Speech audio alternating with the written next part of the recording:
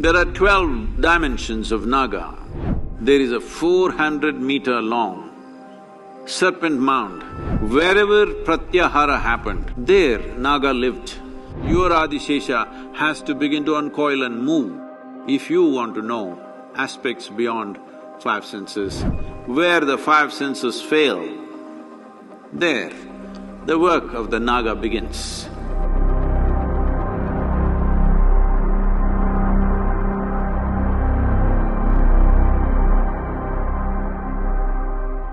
There are 12 dimensions of Naga which are worshipped in India.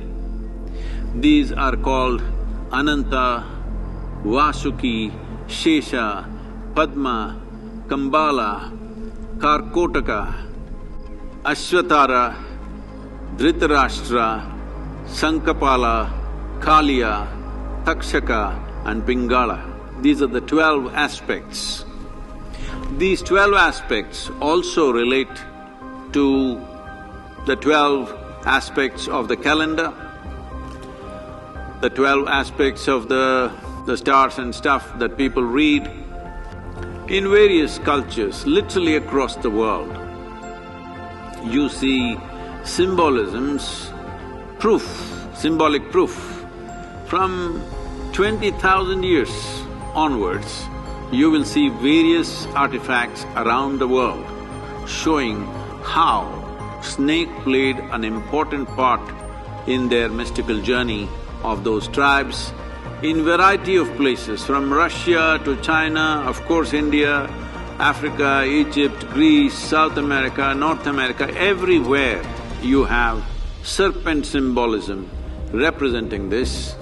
And in North America, we discovered there is a 400-meter long serpent mound in Ohio, 400 meters long, overlooking a very big crater which could have happened either because of an asteroid hit or maybe a gas burst, they're saying. We do not know how it happened. But a 400-meter long serpent built with mud, a mound, it's a serpent mound. So, various people across the world have come to this not by transportation of cultures, that also has happened, but that is not the reason why it's happened. Wherever people perceived something beyond five senses, wherever people spent time, more eyes closed, Pratyahara essentially. Pratyahara means you withdrew your senses.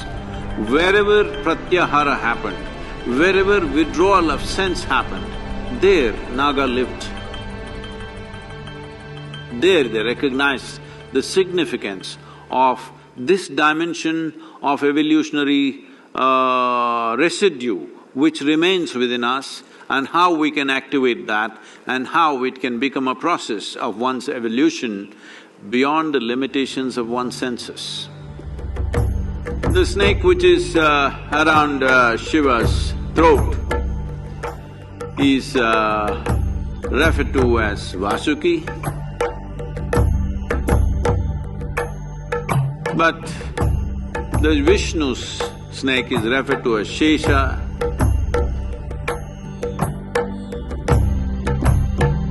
If you do not know this, those of you who learnt early part of your school, you did in local languages in southern India, if you did, either in… I do not know what's the word in Tamil, but in Telugu and Kannada, if you're learning mathematics, Shesha means remainder.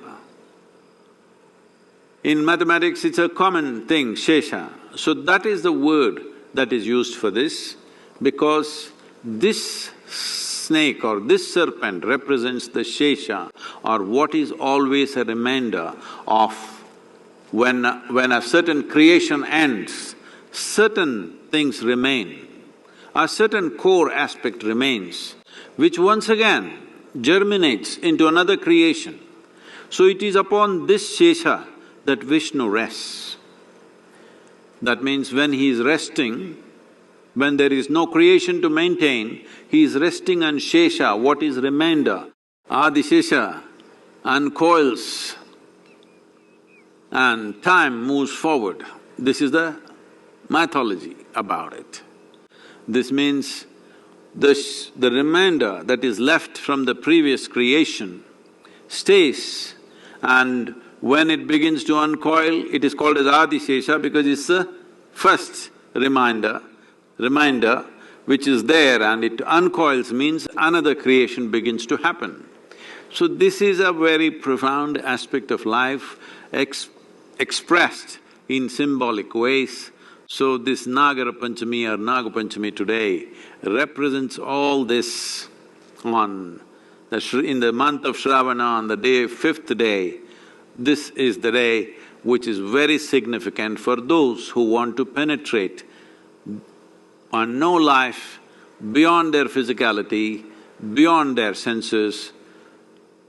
This is not just about experiencing or realization or liberation, this is about knowing. If you want to know, maybe not everybody wishes to know, that is okay. Some people just want to be free, they don't care to know, it's all right. But those who want to know, for them, this aspect of evolutionary reminder within you is very, very important. Otherwise, it doesn't really function whether you actually relate to the symbolism or not, but you have to invigorate that dimension. Your Adishesha has to begin to uncoil and move. If you want to know aspects beyond five senses, aspects beyond physical nature, the Naga represents that dimension which cannot be perceived by the senses. It is because of that, in the yogic culture, maximum attention was given to Naga. Well, Adiyogi is carrying a Naga around his throat because this represents that aspect of you where you're able to perceive something which your senses cannot perceive. Where the five senses fail, there the work of the Naga begins.